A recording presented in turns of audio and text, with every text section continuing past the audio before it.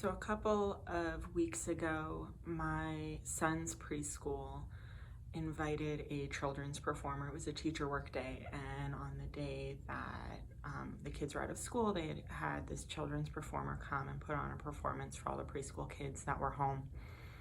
And we went to it, and the performer invited all of the kids to sit right up front next to the stage so that, they could all be engaged in watching. And my son was really enjoying it. He was off to the side, kind of jumping, really having a good time and really interested in the performance. And at one point, in this relatively small crowd, the performer called my son out and he said, "Does this kid belong to someone, or does this kid have a parent? Can someone please corral him?" As if he's an animal. And yeah, it's true. A lot of the other kids who were younger than him were just sitting and watching the performance, and my son was more animated, more active. But calling my son out like that and calling me out was incredibly hurtful and embarrassing, and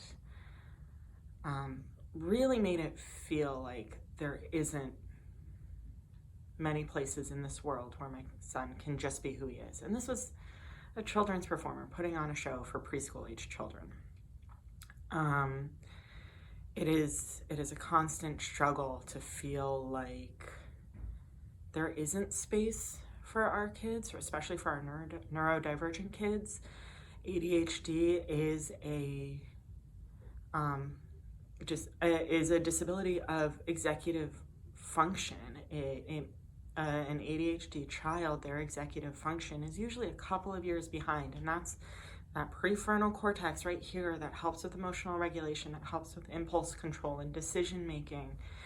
And yeah, they're a couple years behind, but you know what? That's okay. Us as parents, we are doing the absolute best we can. And at this point, I really just want society to do the best it can. And I think the only way that will happen is with education.